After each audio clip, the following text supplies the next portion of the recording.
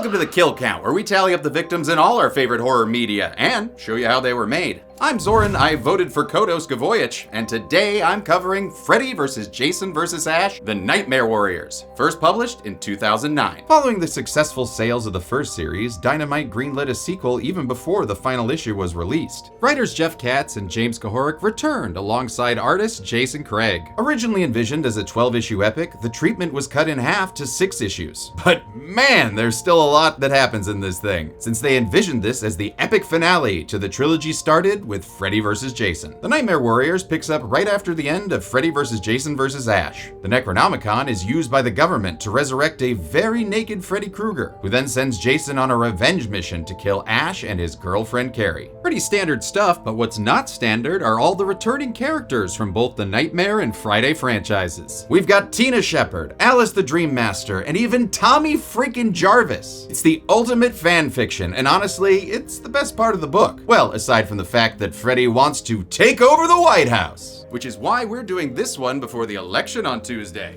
So make sure to get out and slash the vote, bitches! Ha ha ha ha ha ha! Please don't vote for Freddy. And before I get into what's not so great about this book, I want to point out that the folks that made this really love horror. We're all good friends, we're all horror nuts, and it's very collaborative. So much so that writer Jeff Katz actually wrote to New Line when he was 8 years old, trying to get involved in making a new Nightmare on Elm Street movie. That said, my issues are pretty much the same as the previous book. The art is inconsistent, and I have a hard time telling the characters apart, especially when they look nothing like their movie counterparts. The writing is less juvenile this time around, but the characterizations of our headliners are still off. Ash is much more of a dick this time around, and not in a funny way. Best lock up your equipment before we get there. Gee, Neil, you think of that all by yourself? And here I thought you were a little slow. He also feels more like Sebastian Haff from Bubba Hotep rather than Ash. Freddy is still Freddy, but somehow they managed to make him even more perverted. But thankfully, our saving grace is Jason, who treats us to some truly amazing kills. How many Nightmare Warriors will be shooting down the walls Mr. Gvojic? Yes? Secret Service, sir. As of 0900 hours, you've been elected president of Kill Count Games. We're here to upgrade your security. Well, that's so nice. I didn't know that was an elected position. What you doing with my butt there? Just standard security upgrades. We'll be setting you up with today's sponsor, NordVPN. It'll keep your internet data safe with next-gen encryption while also protecting you from malicious ads, malware, and websites. Plus, a strict no-logs policy means Nord doesn't track, collect, or share your private data, all while providing you with a kill switch to make sure your data isn't exposed for even a moment. No need. I'm already on the NordVPN bandwagon. In fact, I use their thousands of servers around the world to enjoy streaming sites globally. I mean, just this past month, I watched What We Do in the Shadows from Netflix in Australia, Resident Evil from Netflix in the Philippines, and Tremors from Netflix in Canada. Everything seems in order. We look forward to working with you. Jesus, get out of here. You're breaking James's set. I don't care if you're government officials. And right now, anyone can elect to sign up for NordVPN at a huge discount, thanks to their Black Friday exclusive deal. Just go to nordvpn.com/deadmeat for a 2-year plan, plus 4 additional bonus months. It's risk-free with Nord's 30-day money-back guarantee. That's nordvpn.com/deadmeat, or visit the link in the description. How many Nightmare Warriors will shoot out the walls of heartache and go bang bang onto the count? Let's find out and get to the kills. The out-of-print comic begins when I pay $150 for it on eBay. Boop! Zoran! This time the cover art was done by Arthur Saddam, Known as the Zombie King. That's what my mother calls me. who earned that title from his work on Marvel Zombies. That actually crossed over with our main man from Michigan. Oh, me? No. And unlike previous cover artist J. Scott Campbell's borderline porn, Saddam just did straight up porn for Penthouse Comics. A quick recap of the previous comic tells us that Jason's taking a wet nap under Ash's Delta 88. Freddy was banished to the Deadite dimension, but that doesn't stop him from returning as Jason's mom, who wants him going on a revenge mission against Ash and his Cisco-inspiring girlfriend Carrie. Oh, and look, it's Raoul and Jarvis from the previous book, who I'm sure are still harassing women in hell. Hey, Demon Chick, the power of Christ compels you to get on my dick. Yeah, if you don't ride that thing, I will. Yeah. Wait, what? Some Men in Black sedans arrive led by director Russell, most likely named after Chuck Russell, the director of Nightmare on Elm Street 3, The Dream Warriors, of which this comic draws heavy inspiration. He's brought an extraction team of quilted double-ply commandos to extract the Necronomicon, which now looks as cute as a McDonald's Boo Bucket. Some divers go to retrieve Jason, but he's freed himself from the car and being drawn consistently. I mean, seriously, he looks like the Sin City yellow bastard here. A blubbing diver is feeling so broke up that he wants to go home, but Jason's schloop John B's his neck, continuing the tradition of really weird sound effects. The other diver flees to the surface, where he's helped out of the water and onto the Count, when Jason gives him the old relic treatment, gutting him and then taking out his buddy with a machete to the face. Ooh, damn! Killed before he could name his favorite Family Matters character. The Snowmandos open fire and end up shooting one of their own, but Jason manages to relieve them of their guilt by breaking one's neck and disarming another. Backup arrives in the form of these Ghostbuster posers, who Jason makes into Toastbusters. Wait, the cords are in the water. How is he electrocuting them on ice? Ugh, I missed when science was a thing. 7 more Snowmando silhouettes show up, including Little John. Yeah! And Jason gets all Hulk issue 340 on them, before slicing them up on and off panel. But a couple must have survived, since later 2 guards say Jason killed 13 people. So minus the other agents, that only adds 4 for Jason, since one of those guys was shot by his own men. He finishes his spree by grabbing his mask, which is somehow on the lake after it was last seen blasted off and left in the rubble of the Voorhees house. Continuity police, now with a real mustache. 6 months later, we catch up with Ash, now living in Franklin, Michigan with Carrie, who according to writer Katz is getting used to domestic life, like Frank Drebin in Naked Gun 33 1/3, a personal favorite. How do you like your meat, babe? Tender and juicy or hard and charred? Yeah, neither of those are good penis descriptors, sir. Speak for yourself, bitch. Oh, maybe pants aren't such a bad thing. J. Jonah Jameson reports on some grisly murders along the interstate, but we never met them, so they stay off the count. Carrie's gerontophilia is interrupted by our first returning legacy character, Dr. Maggie Burroughs from Freddy's Dead, The Final Nightmare. You know, the one that turned out to be Freddy's daughter, Catherine Krueger. She's working with Dr. Gordon. I'm a doctor.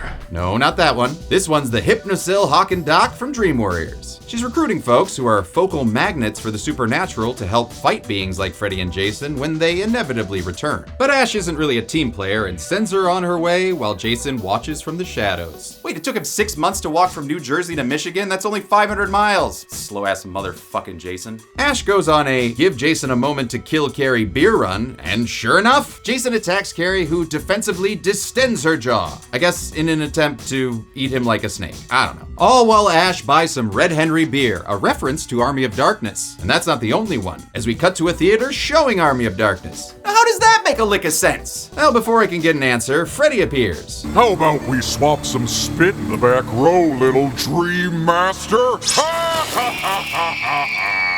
He's referring to Alice Johnson from Nightmare on Elm Street 4 and 5, who is watching the movie with her grown-up dream child, Jacob. Back in Michigan, Ash returns home to find that Jason has divorced Carrie's head from her body, putting her on the grill when she really belongs in the fridge. To make things extra awkward, Carrie's parents have arrived for a very fucked up Three's Company episode. You killed my little girl. What? No, it's not what you think. Ash then punches him out of the comic entirely, grabs his trademark guitar case, and flees while a shadowy camo man watches. Over in Washington, D.C., director Russell is talking to Agent Carter. No, not that one. It's this guy, who looks like Ash for some reason. Russell wants to use the Necronomicon to create an army of monstrous assassins, as illustrated by this Slash Street Boys album cover. He then uses a War of the Worlds tripod to translate the Necronomicon and bring back Al Bundy? Welcome back to the land of the living, Mr. Krueger. Oh, it's Freddy. Sorry. I didn't recognize your Sasquatch thighs, Mr. K. Freddy's return prompts a creepy, totally not foreshadowing a betrayal wake-up from Maggie. Daddy's back. She's in bed with Dr. Neil Gordon, and a knock-knock almost turns this into the movie Knock-Knock when 2 busty girls enter. But before they can ask to see Dr. Gordon's PhD-ick, we learn that this is Rennie Wickham and Tina Shepard. Rennie is the final girl from Jason Takes Manhattan that had visions of that little shitty boy Jason. And Tina is the telekinetic older woman who's still drawn like a teenager. From Friday 7, The New Blood. Rennie is an empath, meaning she's highly tuned to the emotional states of others, and senses something bad is about to happen. Maggie responds by crushing her hand, or whatever's happening here, and tells her to grab a snack and wait for the rest of the legacy characters. Come on, Ren. There's a cream-filled donut with my name on it in the fridge, and I want to get to it before Neil does. Are we sure this isn't a porno? Ash is at Crossover Junction, as seen by signs referencing locations from Halloween, Texas Chainsaw Massacre, but no Bixby with a mustache! His camo stalker wants an autograph, but he's already boarded the train, and he's not the only one, as these two fellas catch a ride? However, Earl and his buddy, we'll call him Val for no particular reason, aren't alone. Whoa, shit in hell! Jason's here to kill Earl and turn his buddy into Toe Jam on a railroad crossing sign. Damn, that sign's arm really should have been down. Stephanie Kimball, the grown-up baby from Jason Goes to Hell, arrives, and she's escorted by her misspelled father, Stephen Freeman, who is very much not a blonde man. The misspellings continue when Tina introduces herself with an extra P. Stephanie just can't take all this inaccuracy, going into convulsions, and showing us she has a true eye for transitions. Oh, wait, Yoshi, grab that smiley flower before we go. Good work, buddy. The train has arrived alongside a trio of douches that make Jarvis and Raoul look like fucking choir boys. You sure got pretty lips. How about we put them to the test, boys? I'm not mad, I'm just very disappointed in you, Nightmare Warriors. Luckily, their casual middle-of-the-day sexual assault is interrupted when Jason cock-blocks one guy forever and bamfs this girl in the process. Bamf? Okay, that's not a real word. I'm gonna look this up. Bamf, the sound of a dick machete lightly grazing a woman's face. What dictionary is this? Jason turns his attention to the rest of the droogs, going bowling with this bastard's bean, that then helps this other guy get crunk. What? Finishing him off with a gnarly foot stomp. Jason then triumphantly leaves, having saved the girl. For last, oh, Jesus, Jason. Okay, an out of context mouth capitation is pretty cool, but, the tears in her eyes just make this just fucking depressing. Back at the House of Confusing Perspectives, Alex and Jacob have arrived, as well as Ashley J, who wants a piece of Jason. And Maggie tells him he's not alone, introducing him to the rest of the group. Maggie plans to use everyone's combined powers to destroy Freddy and Jason once and for all. Ooh, and here's your chance, as Jason barges in, immediately killing Steven by punching his head into his body like a human whack-a-mole. Why are you blonde? He seemed to say. Ash grabs his guitar case to but issue 2 is way too early for a rematch. So a Hummer bursts through the wall, rescuing everyone. But who's driving this nickname for a blowjob? It's Tommy Jarvis from Friday the 13th, Part 4, 5, 6, and the Never Hike Alone series. Oh, and that one shot in Social Mediascus too. Director Russell's men arrive in order to capture Jason. All right, people, let's go. It's just like the simulation. Tag him and bag him. Oh, I know what bagging simulation you trained on. They enter the house and open fire, making sure Jason is chock full of bullets and some dildo missiles for good measure. Somehow, it knocks him out, and they take him back to Black Book HQ. The Nightmare Warriors have now gotten a room at the Anagram Motel, much to the dismay of the Bates family. Norman, sue their asses! No, Mother, it's just an homage. They all recap their backstories and powers. Tina has telekinesis, Alice can pull people into dreams, Rennie has the feels, Maggie is Freddy's daughter, so there's something there, Stephanie has visions because she's actually Jason's great niece, and Tommy, well, he's just kind of persistent. What about you, Jacob? Mom? Sounded like there was more to that. Moving on. But whatever their differences, they're all united in one common goal, to never wear bras. And it was a conscious choice to have them all scantily dressed according to artist Jason Craig. The last comic was set during the winter, and it didn't make sense for the girls to be in skimpy outfits. So they set this book in the summer, specifically for the copious amount of cleavage to make sense. Classy. Tommy leaves because he believes he's the true chosen one destined to kill Jason, and the rest plan to talk to Maggie's father, Director Russell, in hopes of convincing him to use the Necronomicon to send Freddy and Jason to hell for good. I don't know if you should trust that book. Oh, come on, I won't let you down, buddy. Okay. The Nightmare Warriors arrive at Black Book HQ, where they get a security scan from a guard who, for some reason, is very surprised by basically the same metal hand he's scanning them with. I mean, of all the dumb— Jesus! Just a hand. just my hand. They make it past him and are immediately arrested, with Ash soon realizing Maggie might not be on the up and up. Hey, wait a minute. I thought she said the guy in charge was her father. Why'd she introduce herself to that Russell character? Jason's put in a prison filled with deadites and a familiar face welcoming him to the pit. Ooh, maybe you can unlock Reptile. Also, I want to say, for the most part, I like the look of Jason's half mask, which artist Jason Craig said gave Jason some more emotion. But sometimes, yeah, he just looks real dumb. I miss my mommy. With his new captive audience, Freddy reveals his plan. I control the book and all its power now. All I needed was a little help to get back on my feet. And voila! Here I am in all my glory, presidential glory. Will you shut the hell up, you undead punks? Can't you see I'm trying to monologue here? God, I love him calling out those shitty rhymes. They go to Jason's Mac vs. PC dream space for some privacy, where Mr. Freddy says he needs Jason's help taking over Washington. Jason prefers to keep the versus part of the book's title going, but eventually Freddy convinces him to enlist as his general with one word. Tommy. But you can't face your nemesis looking like that. Guess it's time for a... Makeover, makeover, makeover, makeover, makeover, makeover, makeover. Yeah. You look fabulous, Jason. While Ash, Tina, and Alice cool their heels in the hoosegow, Maggie, Rennie, and Neil go to see Freddy. Oh, is this a conjugal visit? Because I like my ladies a little younger than this one. Now, it's never been explicitly stated before that Freddy was a child molester, just a child murderer, but according to Freddy actor Robert Englund, originally there was a hint of pedophilia. However, during filming of the original movie, a horrible scandal known as the McMartin case was happening. The scandal involved a preschool run by the McMartin family, which was accused of sexually abusing children. The case lasted 7 years, and eventually all charges were proven false and dropped. But the scandal caused director Wes Craven to downplay Freddy's original origins. Of course, that didn't stop the 2010 remake from making it just completely true. He brought us here so that we would remember what he did to us. That movie. Freddy uses his skeleton powers to transform back into Uncle Leo? Hello! Earlier, Russell gave Freddy an all-access pass to the Necronomicon to help unlock its secrets, which allowed him to become one with the book and get a bloodthirst ab trap pick for his Tinder. Director Russell goes after Freddy with his own glove, but Maggie redirects it right into Russell's stomach, leaving him to slowly bleed out on the floor. Ooh! Can't believe you did that to your dad. Gordon Russell wasn't my father. Right, your real dad was Freddy. Well, looks like it's time for a nice family reunion. Now give Daddy a little sugar, sweetums. Fucking gross.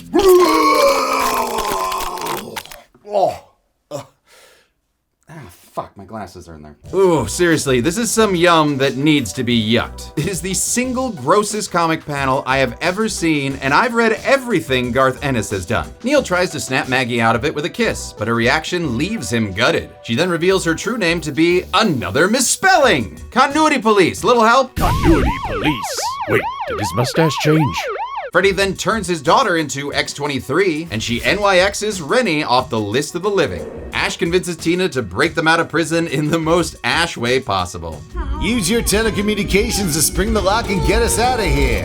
Love it. As they escape, they're greeted by General Stonewall Jason and his confederacy of deadites, who then chop, punch, and eat 3 Black Book employees in what looks like a hospital for some reason. Tina uses her powers to raise the floor or something. Okay, honestly, what is happening right now? I don't know, but I guess the grong means that Jason's cut off from his victims, leaving him and his Wolverine deadites to find another way out. Hey, watch it, bub. We then end this issue with some super cartoony deadites before the art style changes completely. Crudy Torian takes over for Jason Craig for reasons unknown. Seriously, I still have our researcher Bella looking for an answer. Can I please see my family now? No. Torian would later go on to do Wildstorm's Gen 13 comic, and his style is a lot more cartoony than Craig's, taking line work to an extreme. I mean, seriously, what are all these extra lines on Ash's face? After beating a deadite to death for stealing Krusty Burgers, Ash finds the Necronomicon, but it's being guarded by the translation machine that is now transformed into Predatron. Kruger must be losing his touch. He can't really think a giant erection set is going to take me down. Oh, it's actually erector set, not erection set. I know, because I just bought one for my kid. Hello, wife. Honey, I'm not sure this is an appropriate toy for our child. Ash fights the Michael Bay Astard and gets in some decent quips. Come here! Too slow, douche ex machina. Eventually defeating the robot jock with some danger, danger, high voltage. And since I counted the Doppel Freddys in the last comic, I'll add this go-go gadget Freddy to the count. Meanwhile, on the streets of Washington, this hunky Roy and his friends take out 5 civilians. We got 3 decapitations for Jason, a severed head for this jumpy fellow, and a guy with just really high blood pressure in the back. And I'm not gonna count this creeper's sleeper hold victim, because wrestling isn't real. Okay, I know people say that sometimes. It's scripted, yes, the outcomes are predetermined, but the things that they're putting their bodies through, that's real, man. The emotion that they evoke, that's fucking real, man. You think these broken necks are fake? You wanna ask Adam Copeland? Don't follow me! Jason notices a homeless man and gives him some spare machete, but it turns out he's actually Tommy Jarvis in disguise. I was meant to be the one to send you back to hell, even if it cost me my life to do it. Yeah, die, you filthy bastard! Die! Die! Die!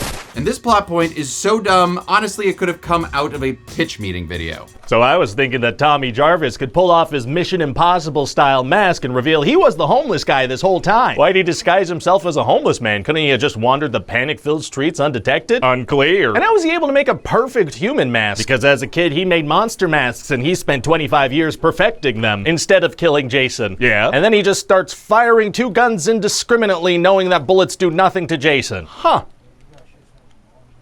This isn't very good, is it? No.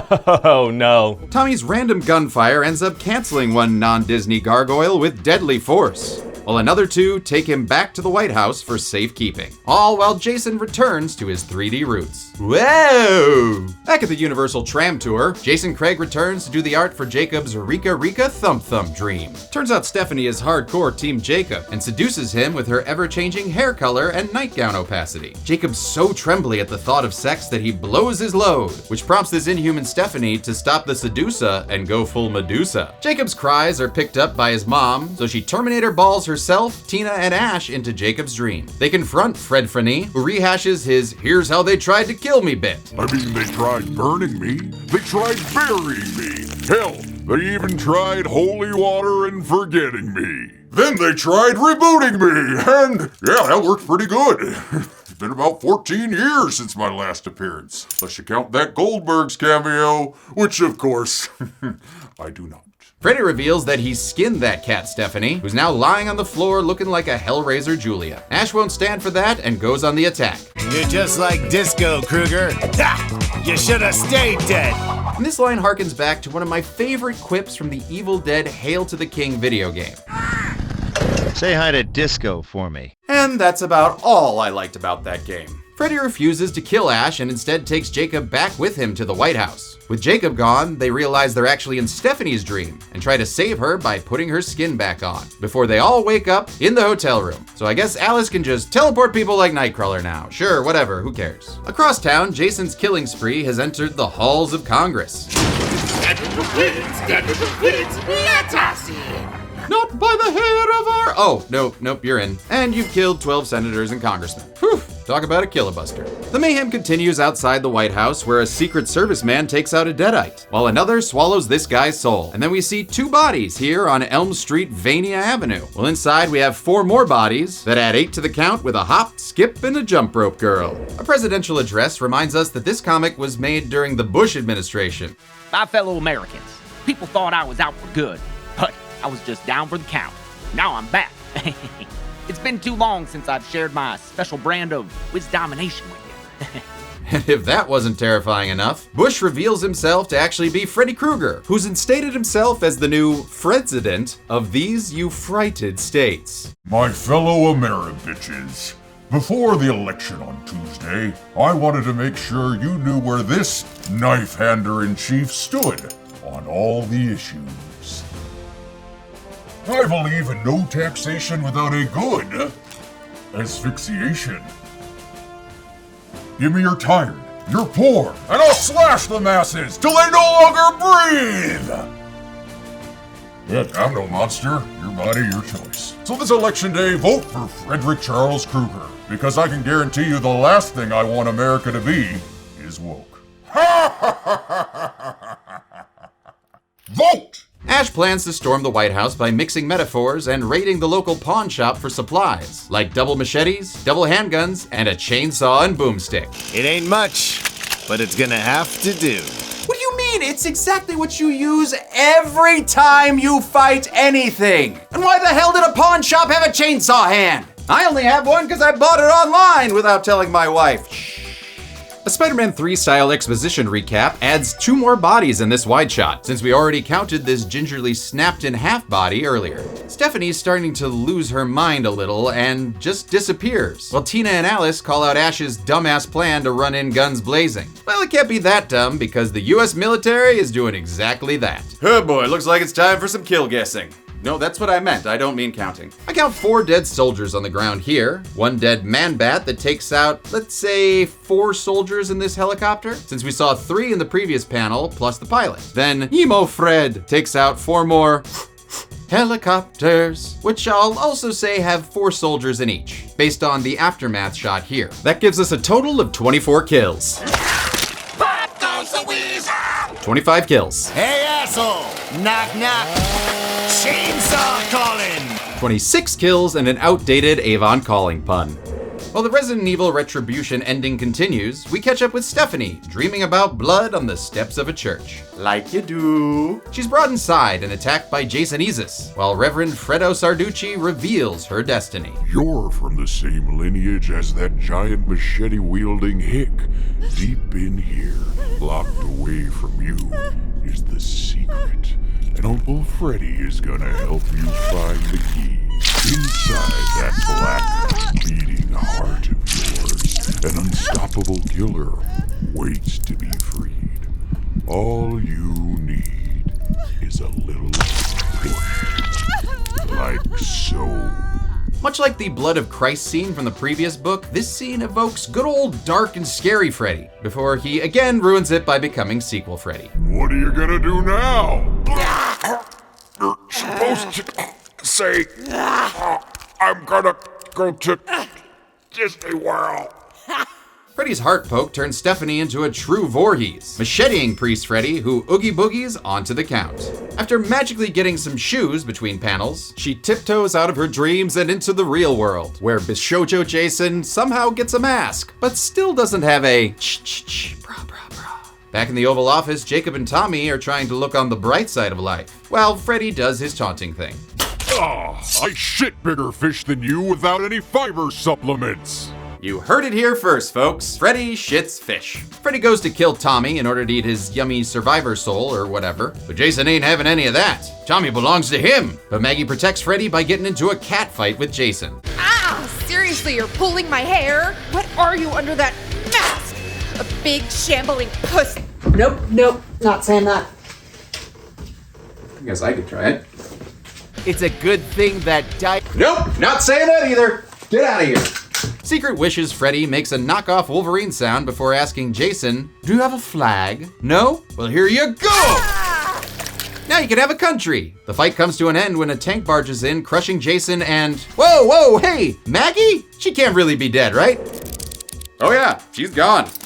All right. The tank sounds like a distraught Stimpy before it blasts Freddy away. And honestly, I love this entrance for Ash, having been thrown through the wall by Tina's telekinetic powers. That's fucking teamwork. As Ash frees Jacob and Tommy, we see that Dr. Gordon is somehow alive, even though that belly slash should have killed him. I mean, the same thing killed Rennie and, wait, is George Washington wearing a hockey mask back there? Where was I? Oh yeah, then now black-haired Alice confronts Freddy like she's raiding a tomb, but she realizes she can't defeat him with guns. Finally, someone gets it! And her dream powers have taken too much of a toll on her body to be effective, so she sacrifices herself in order to pass her powers onto her son. I'm the Dream Master now, Kruger! And those souls include Freddy's mother, Amanda Kruger, as well as the Dream Warriors, Kincaid, Will Stanton, Taryn White, and William Zabka? You know, the real hero of the Karate Kid series. The final battle kicks off with Amanda using her helicopter-sounding Raiden powers to, dear God, kill all the Deadites? And I thought kill counting a comic would be easy.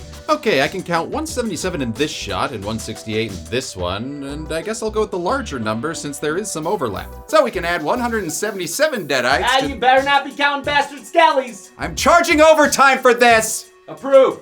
Yes! Well, it's hard to tell which of Jason Craig's circle heads have flesh, but I can definitely see 12 Mr. Skull heads, so subtracting those, we can add 165 to the count. Haha, oh, I love overtime. This cavalcade of cameos harkens back to a scene in the previous book, where Freddy resurrected Jason's victims. And it's not just Dream Warriors here. We also see Spencer Lewis from Freddy's Dead, Tina from the OG film, with her trademark sword, and who could forget Punch Girl and Swipe in Half Guy? Yeah, I have no idea who they are. With his army defeated, Freddy takes his rage out on his ghost mom. Wait, how did he Oh, he stabbed into Jacob. That's clever. With Jacob's concentration broken, Amanda, nuns away! Nuns away! Leaving Tina to take care of him while Freddy enjoys a little snack. But I know what cocktail'll hit the spot. Some ghostly, soul-quenching martini!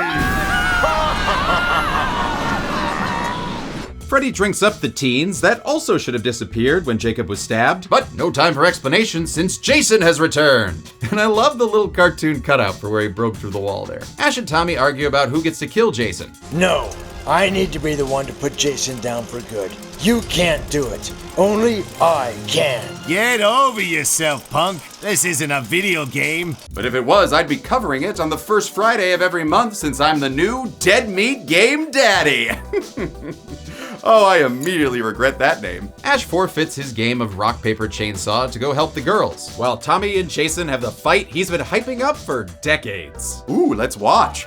You just kept killing and killing and killing, but you never got me, and you never will. Yeah! You never will.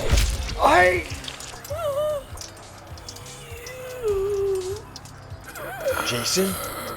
Die! Before Jason can end Tommy, though, he gets 2 machetes through his chest, courtesy of Stephanie. Jason then backhands Stephanie to places unknown. Erotic. It's grosser with the mustache. And upon hearing his mamala's voice, he utters the perfect final word. Mommy? Before he's beheaded with a piece of glass by Tommy Jarvis, fulfilling the destiny he wouldn't shut up about and announcing his triumph to the world. Jason Voorhees is dead! And he even happened on page 13. That's fun. With Jason dead, it's time for Freddy to get his. Ash hands the Necronomalama Ding Dong to Gordon, who rightfully doesn't know how to read its blood ink Sumerian, but luckily someone's there to lend a ghostly hand. It's okay, Neil. I'm here now. And together we're going to stop him.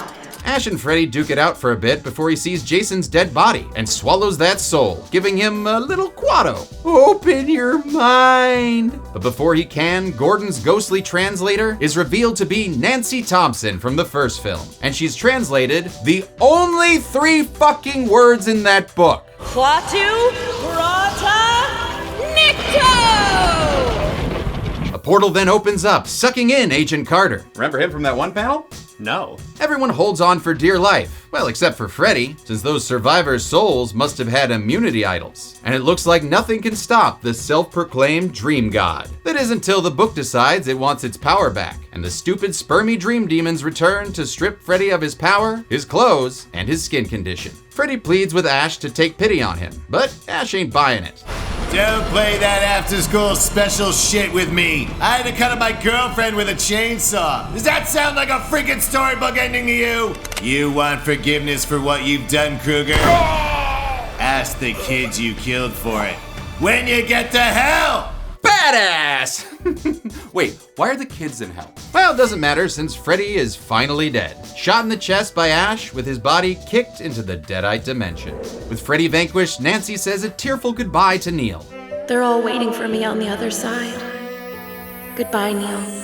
I'll always love you. Nancy, please don't go. And the next day, we get an epilogue. Stephanie and Jacob survived, and Tommy has been put in charge of training the survivors in case Freddy or Jason return. Those kids are your #1 responsibility now. They've been through the war and are going to need someone to look after them. And I can't think of a better captain for these Nightmare Warriors. Hey, that's the name of the comic! Ash gets some sugar and a motorcycle that seems custom made for him. Don't know when he had time to buy that. He then takes off for a new life in Texas, even though now we know his true dream is Jacksonville, Florida. We of course get a tease that Jason will return since his body has disappeared. And as for Freddy, well, for that we travel back to Springwood, Ohio in 1964, where the police are celebrating his arrest. 2 years before he's arrested, according to Freddy's dead. Continuity police. Oh, come on, that's just silly. A time-displaced Agent Carter, remember him? I have work to do. Finds Freddy's arrest warrant that was never signed correctly, thus leading to Freddy's mistrial. So he goes ahead and signs it himself, which is still an issue since he's from the future and no one knows who the fuck Wesley Carter is in 1964. But it works, and Freddy, much like Ernest, goes to jail. Though it still looks kinda cloudy with a chance of child molesters. How many legacy characters will we no longer see after Freddy's State of the Boonion address? Let's find out and get to the numbers. Oh, that's fun. Oh, hashtag $! 253 people, Deadites, and Freddy doppelgangers died in the Nightmare Warriors, with the victims consisting of 72 men, only 9 women, and 172 unknown, giving us a chart as gray as the skin on our special boy's face. Who didn't get most of the kills this time around? That honor goes to the ghosts of nightmare movies past. And how did this stack up with the rest of the trilogy? Well, it vastly surpasses its predecessors, thanks mostly to Amanda Kruger's zappy zappy zap zap zap. Pew. You know the scene I'm talking about. So with a total story page count of 132, that left us with a kill on average every 0.5 pages. We'll give the golden chainsaw for coolest kill to Stephen Freeman. Never seen a man's head punched into his chest. Ah, god damn it, the misspellings are contagious. Dill Machete for lamest kill goes to Maggie Burrows, aka Catherine Kruger, who was crushed by a tank and forgotten about immediately. Wait, who are we talking about again? And that's it. Freddy vs. Jason vs. Ash, The Nightmare Warriors came out in 2009 and completed the trilogy started with Freddy vs. Jason. With that, we wrap up our comic book kill counts as I move on to monthly video game kill counts, starting with Resident Evil in December. But until then, I'm a man who has a borderline debilitating sideshow statue addiction, and this has been the kill count. On the next kill count. Something deadly is lurking beneath the small town of Ashton. Something slimy. Something like slugs. They're crawling out of the sewers and into your homes. What the hell are you talking about? I'm talking about slugs. They're tiny mutant pests that'll eat you alive. Demented crickets? Rampaging mosquitoes, maybe? How about lots and lots of slugs? From the director of Pieces comes another movie with super horny characters. Do you like? And super gory kills. It's the underrated creature feature, Slugs. Witness the sleazy slime fest that'll make you afraid to go in the garden. Witness Slugs. What's coming into the bedroom? Slugs. What's coming out of the toilet? Slugs. What's coming to the kill count this Friday, only on Dead Meat? Slugs. Another fun-filled night in Ashton. Slugs can currently be watched on the pictured streaming platforms. Dead Meat always recommends you watch the movie for yourself before its kill count. It's the only way to have your own properly informed opinion. Kill counts are never meant to replace the experience of watching a film.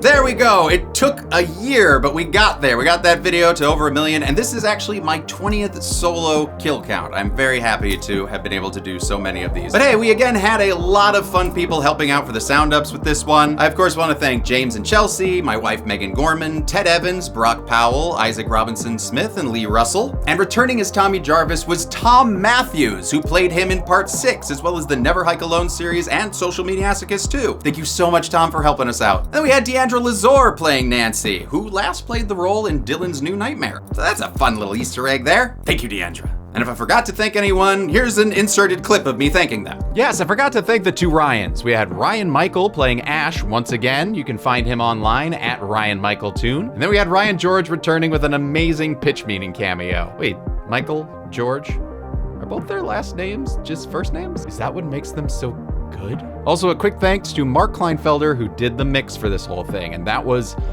a lot. Back to you, Zoran. Thanks, other Zoran. Thank you for supporting. And of course, as I've said, the first Friday of every month, I'm gonna be doing video game kill counts. Make sure you tune in for those. It's a lot of work, and I'm very happy to do it because I fucking love video games. That's all I got. And remember, be good people. It's me trying to say it like groovy. Did it work? You let me know.